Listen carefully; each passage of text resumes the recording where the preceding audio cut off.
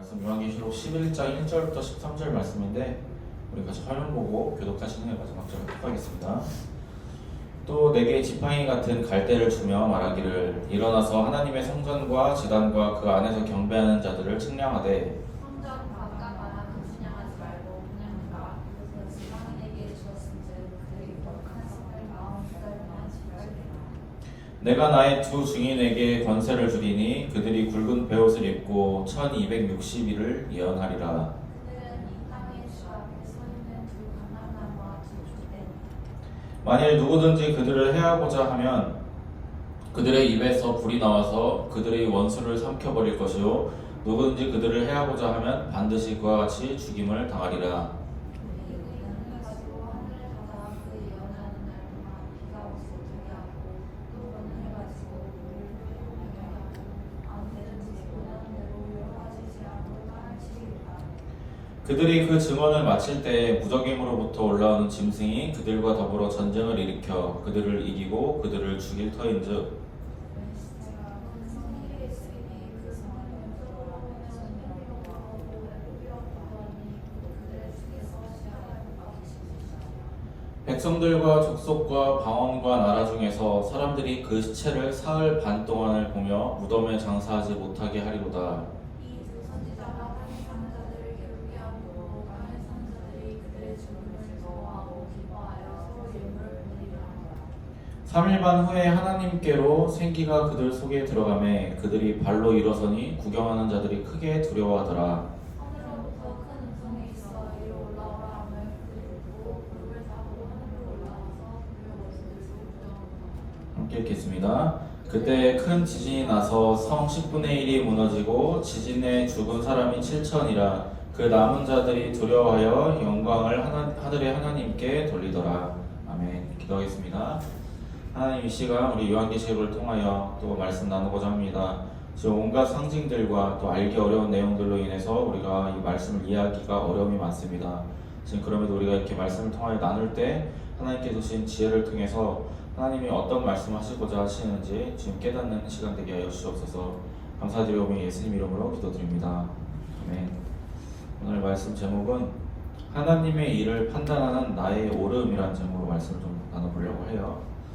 먼저 우리가 지난주까지의 말씀을 한 번 더 이렇게 리바이벌 해보면 이제 6번째 나팔 심판까지 이제 다 왔어요.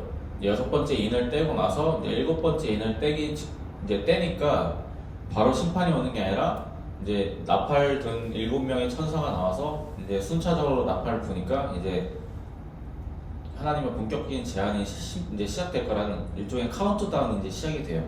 그러면서 이제 마지막인 6번째 나팔 심판이 뭐였냐면 유프라테스 강에 하나님이 놓은 내 천사들과 또 하나님이 그들이 이렇게 이끌게 한 2억 명의 군사들로 인해서 세상 사람의 3분의 1을 죽이는 심판이 이제 시작이 돼요. 근데 그럼에도 사람들이 남은 3분의 2의 사람들이 회개하지 않는다라고 말씀이 나오면서 이제 그 뒤에 나오는 이제 다른 환상을 이제 요한이 보기를 시작해요. 근데 그 요한이 보는 환상은 이제 마지막 심판, 6번째 나팔과 7번째 나팔 사이에 막간에 있는 이 사건인데 잠깐 동안 보여주는 환상이에요. 그래서 이제 오늘 말씀까지 듣고 나면 우리가 이제 다음 주에는 진짜 마지막 심판으로 이제 들어갈 건데 이제 그 잠깐 막간의 시간 동안에 이제 나온 상황이 뭐였냐면 요한이 이제 그 천사들의 6째 천사의 그 심판을 보고 나서 이제 하늘을 딱 보니까 하늘에서 이제 천사가 하나가 등장을 해요. 근데 그 천사의 모습이 마치 제우스 신과 같은 되게 웅장하고 힘센 천사로 이제 묘사를 한단 말이에요. 근데 이 천사와 요한은 하나님의 말씀에 이유도 따지지 않고 묻지도 않고 뭔가를 물어보지도 않고 그저 하나님 시키면 시킨 대로 다 순종하는 모습을 보여줘요. 그리고 나서 이제 마지막에 요한한테 하나님이 하늘에서 나는 음성으로 요한한테 그 천사가 갖고 있는 작은 두루마리를 네가 먹어라 라고 할 때 요한이 그 두루마리가 입에는 달고 속에는 쓰다라고 이제 말씀을 들으면서 그걸 먹는단 말이에요. 근데 그 의미가 하나님의 말씀, 하나님의 예언은 입에는 달다라고 이야기를 해요. 그러니까 단데 뱃속에서 쓰다는 거는 그 내용이 심판과 예언에 대한 내용이기 때문에 그 내용이 쓰다라고 해서 그 의미를 우리가 나눴었거든요. 근데 이제 그 직후에 이제 이어진 말씀이 이제 오늘 말씀이에요. 요한이 이제 그 두루마리를 받아서 먹고 나서 이제 하나님이 이제 지팡이를 하나 주시면서 네가 이 성전을 측정해라라고 하면서 이제 성전을 측정하라는 명령을 주시는데, 사실 이때 당시에 예루살렘 성전은 이미 무너지고 없어졌어요. 이제 이게 그 모습인 대략적인 모습인데, 이제 이게 지금 현재 이제 예루살렘 성전의 그 털을 이제 그냥 이미지로 만든 건데 되게 조그매요 여기서 보면은. 근데 여기서 보면은 엄청나게 커요. 근데 이게 그 이스라엘 사람들이, 유대인들이 그 헤로당이 지은 성전의 그 터란 말이에요. 근데 그 성전을 70년, 80년이 걸려서 짓는 와중에 예수님이 내가 이거를 헐고 3일 만에 다시 세우리라 하니까, 저런 벽 있는 성전을 3일 만에 세운다는 게 말이 안 되잖아요, 사실. 그러니까 이스라엘 사람들이 예수님을 되게 무시했었단 말이에요. 근데 예수님이 십자가에 박히면서 이 성전이 무너질 거라고 예언하고 나서 주후 70년에 성전이 로마에 의해서 멸망당해요. 이 이스라엘이 로마한테 막 대항하면서 독립하려고 많이 쓰다가 결국은 로마한테 눌려갖고 이 성전, 예루살렘 성전이 파괴돼요. 근데 로마가 저 벽만 남겨놔요. 전리품으로서 너희가 우리한테 까불어 해갖고 저것만 남겨둔 거예요. 그래서 저거를 통곡의 벽이라고 하거든요. 근데 이 요한이 지금 이 계시록을 기록할 당시는 80년에서 90년 사이거든요. 그러면 이미 성전이 무너지고 10년, 20년이 지난 이후인데 하나님이 성전을 개척하라고 하는 게 말이 안 되잖아요. 그래서 이 말씀에서 말하는 성전은 실제 눈에 보이는 성전을 말하는 게 아니에요. 그래서 예수님이 예언하신 대로 이 무너진 성전을 개척하라는 게 아니라, 하나님이 성전을 측량해라 라고 말씀하신 거는 하나님이 하나님의 사람들을 이제 확인하는 하나님의 고유의 방법이에요. 2절 말씀을 보면은 이제 성전 바깥 마당은 측량하지 말고 그냥 두라. 이것은 이방인에게 주었은즉 그들이 거룩한 성을 42달 동안 짓밟으리라라고 이제 내용이 나오는데, 그 앞절이 뭐냐면, 그 앞절은 성전과 제단과 그 안에 경배한 자들을 측량하고 바깥의 제단은 측량하지 말아라 라고 이제 말씀을 하시는 거예요. 근데 이걸 알려면 우리가 이 성전의 모습을 좀 대략적으로 알아야 돼요. 이게 성전의 기본 구조거든요. 근데 보면은 가장 바깥에 있는 게 이제 성전의 그 외벽이에요. 아까 우리가 본 그 벽이 저 외벽 중에 그냥 하나인 거예요. 근데 어쨌든 성전이라는 테두리 안에 이제 모든 게 들어가는데, 하나님이 여기서 측량하지 말라고 하는 거는 여기 이방인의 뜰이에요. 이방인의 뜰, 그리고 이제 일반적으로 성소와 지성소, 여기 제일 조그만 데 있잖아요. 여기서 이제 보통 제사장이 들어가고 하나님한테 제사를 드려요. 그리고 여기 보면 이 가운데가 이제 유대인들만 들어갈 수 있는 곳이에요. 그래서 여인의 뜰, 그리고 작은 벽 하나를 두고 이제 그 안쪽엔 이스라엘의 뜰이라고, 이스라엘 남성들이 들어가는 뜰인데, 실질적으로는 여기는 유대인만 들어갈 수 있고 요 바깥엔 유대인이 아닌 사람은 못 들어가는, 유대인이 아닌 사람만 있을 수 있는 곳이에요. 그래서 이방인의 뜰이라고 하는데, 하나님을 믿어도 유대인이 아니면 이 가운데로 못 들어가는 게 이제 이방인들이었단 말이에요. 대신에 이 이방인의 뜰 안에서는 하나님한테 제사를 드릴 수는 있었어요. 그래서 기본적으로 오늘 말씀에서 이야기하는 거는 진짜 유대인을 대상으로 이야기하는 게 아니에요. 오늘 말씀에서 이야기하는 거는 이제 가장 안쪽에 성소와 지성소, 여기는 하나님의 말씀을 끝까지 가장 귀하게 지킨 자들이 들어가는 곳, 그리고 이제 여기 황금문, 여인의 뜰, 이스라엘의 뜰, 여기는 그냥 기본적으로 가장 하나님 안에서 올바르게 이어져 온 교회들을 이야기를 해요. 근데 이방인의 뜰은 뭐냐면, 하나님이 이방인의 뜰은 개척하지 말라고 말씀하시는데, 그러면서 3년 반 동안에 너희가 고난을 받을 거다, 내가 너희를 이방인에게 내줄 거다라고 말씀하세요. 그게 무슨 의미냐면, 똑같이 성전 아닌데 이 이방인의 뜰에 있는 사람들은 유대인이 됐건 어떤 사람이 됐건 뭐 교회 목사님이 됐건 큰 교회가 됐건 하나님 말씀을 똑바로 지키지 않은 하나님의 사람들을 의미를 하는 거예요. 말로만 하나님 믿는다, 예수님 믿는다, 교회는 열심히 다녔는데 말씀대로 살지 않는 사람들, 위기가 닥치면 하나님 말씀 돌아서는 사람들, 그런 사람들을 하나님이 이 성전 안에는 이때 이방인의 뜰로 비유를 하시거든요. 그럼 바꿔 말하면은 이 이방인의 뜰에 있는 사람들은 하나님의 고난을 허용하신다는 거예요. 내가 너희를 저 이방인들로 하여금 내가 괴롭게 만들겠다라고 이야기를 하시는 거예요. 똑같이 하나님 믿는 사람들인데 안쪽에 있는 저 제사장의 뜰 저 안쪽에 있는 사람들은 하나님 보호를 하시겠지만 바깥에 이방인의 뜰에 있는 사람들은 내가 너희를 이방인들한테 내주겠다라고 이야기를 하세요. 그러면서 이제 두 증인을 이제 보내세요. 사실 뭐가 됐든 이방인의 뜰도 하나님의 성전 안쪽이거든요. 근데도 하나님이 저들을 그냥 그 고난 속에 이방인들한테 내가 너희를 맡기겠다, 3년 반 동안 고통받겠다 한다는 거는 이들이 하나님을 똑바로 의지하지 않았다라는 거거든요. 믿음을 똑바로 지키지 않았다라는 의미예요. 그래서 여기에는 유대인도 해당될 수 있고 목사님들도 해당될 수 있어요. 내가 어떤 믿음을 가졌냐의 문제인 거죠. 근데 여전히 하나님의 사람들이에요. 이 사람들은 하나님을 배신하고 말씀을 똑바로 지키지 않는 문제아들이지만 그럼에도 하나님께서 이들을 죽기까지 내몰지는 않으세요. 그래서 이제 42달 이제 요한계시록에서 계속 나온 3년 반, 3일 반 이런 표현이 계속 나오는데 그 기간 동안에 하나님이 이 대환란으로서 허용을 하신다라는 거예요. 하나님이 이방인의 마당에 있는 사람들에게 고난을 주면서 이제 두 증인을 세우세요. 두 증인을 세우시면서 그 두 증인한테 예언이랑 권능을 허락을 하시는데 쉽게 말해서 3년 반 동안 이 이방인의 뜰에 있는 사람들 고통받게 할 사람들을 하나님이 보내시는 거예요.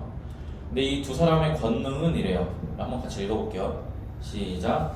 만일 누구든지 그들을 해하고자 하면 그들의 입에서 불이 나와서 그들의 원수를 삼켜버릴 것이요 누구든지 그들을 해하고자 하면 반드시 그와 같이 죽임을 당하리라.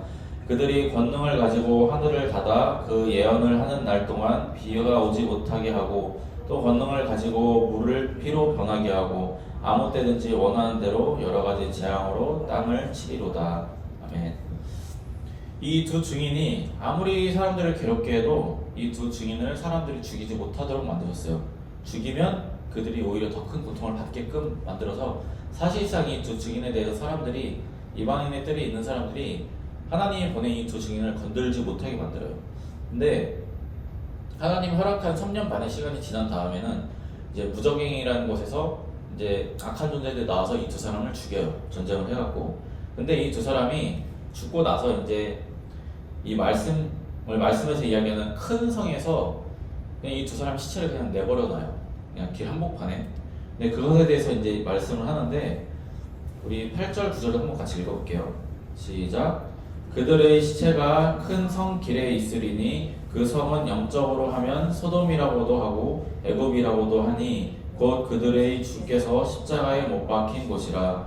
백성들과 족속과 방언과 나라 중에서 사람들이 그 시체를 사흘 반 동안 보며 무덤에 장사하지 못하게 하리로다. 이 말씀 보면은 이 두 사람이 온 목적이 뭐라고 그랬죠? 그 사람들을 힘들게 하기 위한 목적으로 왔다고 했어요. 또 예언을 전하기 위한 목적으로. 그러면 사람들이 이 사람들을 좋아할까요? 자기들을 힘들게 하러 온 사람들로 아니까 당연히 싫잖아요. 그러니까 이 사람들이 죽어도 장사를 치르지 못하게 막는 거예요. 그 사람들이 자기들을 못 살리고 막 우리를 뭐 어떻게든 이렇게 힘들게 만들려고 온 존재로만 생각을 해요. 근데 물론 하나님이 그들한테 권능도 주셨고, 근데 한편으로는 예언도 주셨단 말이에요. 근데 이 말씀을 통해서 이 두 사람이 죽은 시체가 놓인 장소가 어떤 곳이라고 이야기하냐면 큰 성이라고 이야기를 하는데 이 큰 성이 문자적으로 진짜 말 그대로 큰 성이 아니라 그냥 상징적으로 큰 성이라는 거예요. 상징적으로. 그래서 이 큰 성의 의미가 뭐냐면 소돔이라고도 하고 애굽이라고도 하고 주님의 십자가가 못 박힌 곳이라고도 표현을 해요. 근데 그곳에 이 두 증인이 죽어있고 사람들이 그 두 증인을 장사도 못 지내게 하면서 자기들끼리 먹고 즐기면서 기뻐해요. 그 말씀이 이제 10절 말씀인데 10절 말씀 보면 이 두 선지자가 땅에 사는 자들을 괴롭게 한 거로 땅에 사는 자들이 그들의 죽음을 즐거워하고 기뻐하여 서로 예물을 번의를 하더라. 이 말은 이 두 사람이 죽었는데 사람들이 막 기뻐하고 막 그 시체는 장사도 못 지게 해놓고 자기들끼리 막 예물 주고받고 파티하고 막 이런 거예요.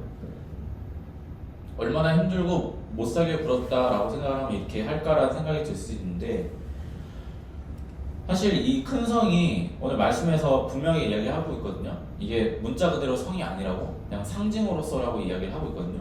그래서 영적으로는 소돔이요 또 애굽이요 주님이 십자가에 못 박힌 곳이다라고 이제 표현을 하는데 사실 그냥 현실적으로 보면은 소돔, 애굽 이 십자가는 공통점이 없어요.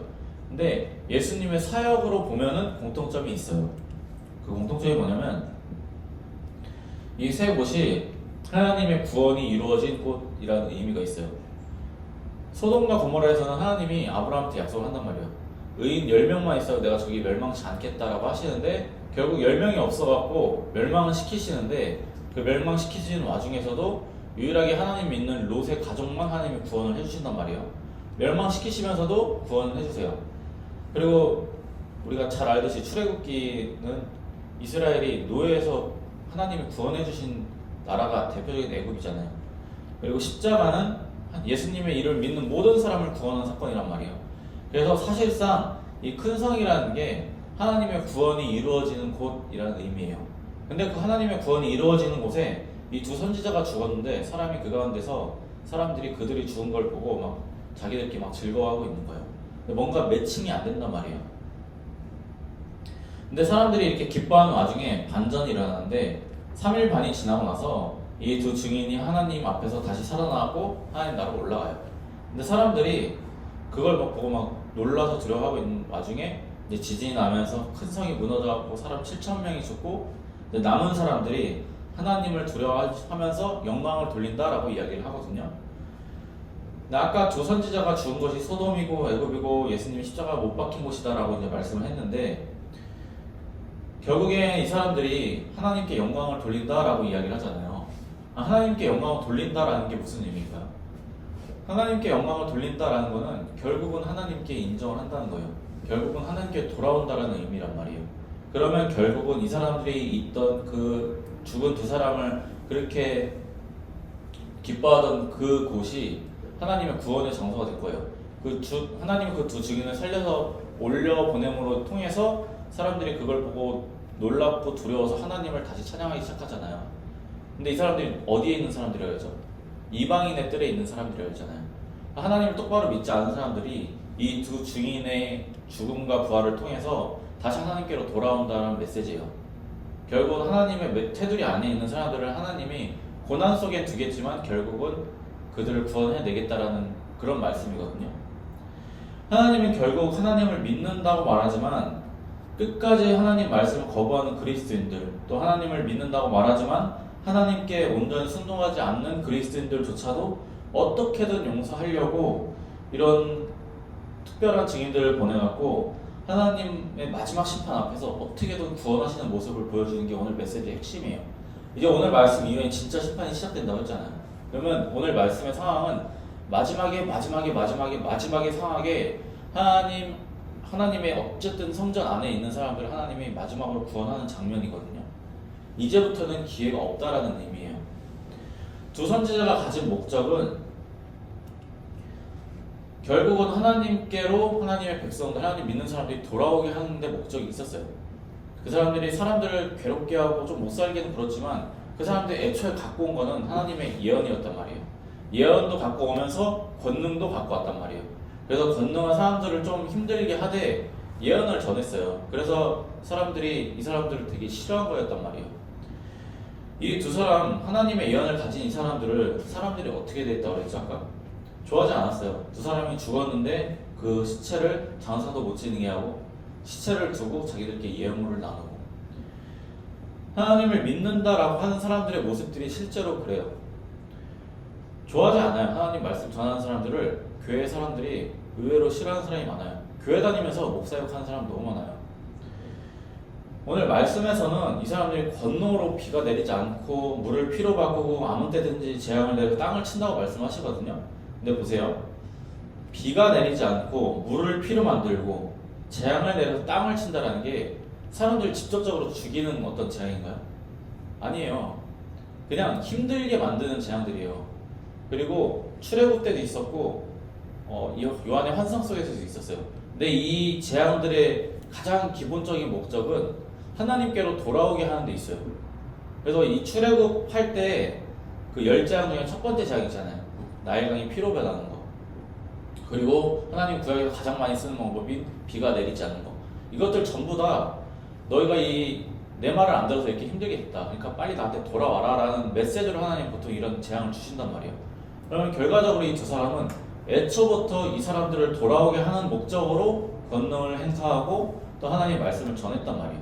근데 사람들이 그냥 그 사람들만 보고 또 그들이 일하는 그 재앙들만 보고 그냥 그 사람들을 싫어한 거예요. 그 사람들이 왜 왔는지 어떤 말씀을 전하는지는 전혀 중요하지가 않았던 거예요. 실질적으로 이 두 증인은 사람들을 직접적으로 해치지도 않았고 죽이는 심판을 하지도 않았어요. 근데 이 모습은 그 앞에 6번째 재앙의 나팔까지도 똑같아요. 이 두 증인의 예언을 듣고 미워하는 성도들의 모습과 같거든요. 이 사람들의 모습은 이 두 증인이 말씀하는 건 결국 예언이에요. 예언.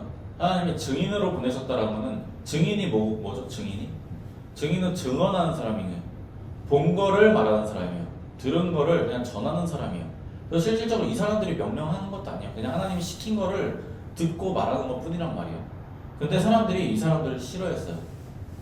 미워했어요. 사람들이 기본적으로 하나님 말씀 전하는 사람들을 별로 좋아하지 않아요. 요새는 특히나 더. 그냥 목사다 그러면 일단 색안경 끼고 봐요. 물론 이제 목사로서 잘못된 일을 한 사람들이 너무 많아서 그것 때문에 그런 것도 분명히 있기는 한데 기본적으로 우리는 하나님 말씀을 듣는 것도 좋아하지 않고 하나님 말씀을 전하는 사람도 싫어해요. 사람들이. 심지어는 그것 때문에 내가 저 사람 때문에 내 교회 안 간다라고 이야기하는 사람들도 있어요. 물론 그런 피해를 본 사람들도 분들 있겠죠. 근데 사실 그런 것들은 근본적인 이유는 아니에요. 그냥 내가 하나님을 믿지 않기 위한, 하나님 말씀을 보지 않기 위한, 하나님의 말씀을 듣지 않기 위한 그냥 정당화하기 위한 수단에 불과해요. 사람들이 하나님의 말씀을 듣기 싫어하는 거는 지루하고 지겹고 고지식하고 딱딱하고 재미없고 그렇게 살면 안 될 것 같고 그렇게 살면 내가 손해볼 것 같으니까 그러는 거란 말이에요. 세상에서 뒤처질 것 같고 심지어는 하나님의 말씀이 내 마음을 불편하게 만들고 저 말씀은 실천 불가능하기 때문에 나는 저거 안 할 거야 라고 이야기들을 해요. 근데 이런 말씀들은 결국은 하나님이 나를 위해서 주신 거란 말이에요. 나라는 사람을 위해서 주신 말씀이란 말이에요.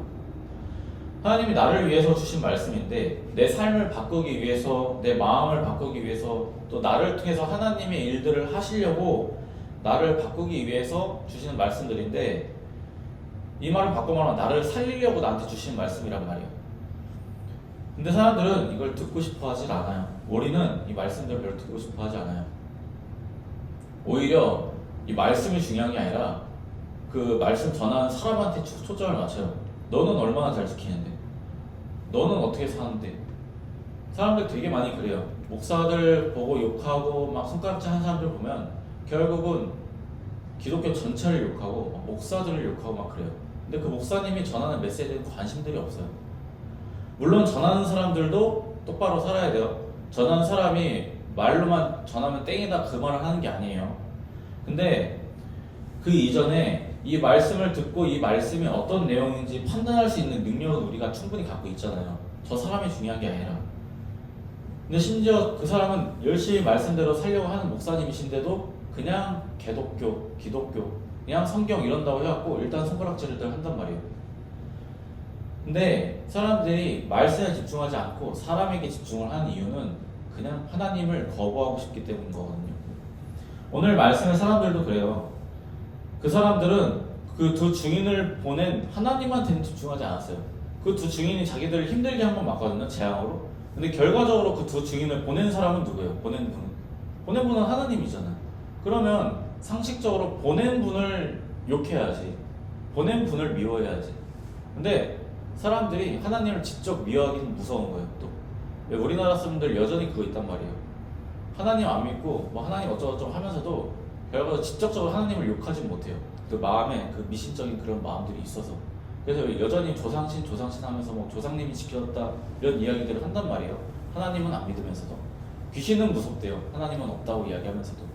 그러니까 사람들 마음에 그 알 수 없는 그 신에 대한 그런 경외심이 마음속에 있단 말이에요. 그러니까 그 밑에 있는 사람들한테 손가락질 하는 거예요. 우리가 정말로 집중해야 될 게 그 사람인지 아니면 그 사람을 통해서 하나님 주신 말씀인지 우리가 명확히 해야 돼요. 그 사람이 싫으면 성경 읽으면 되거든요. 근데 성경도 안 읽어요. 그럼 결국은 핑계라는 말이잖아요. 그냥 내가 하나님을 멀리하기 위한 핑계란 말이에요. 전하는 사람도 결국은 사람이거든요. 근데 그럼에도 그 사람을 통해서 주신 말씀은 하나님의 말씀이란 말이에요.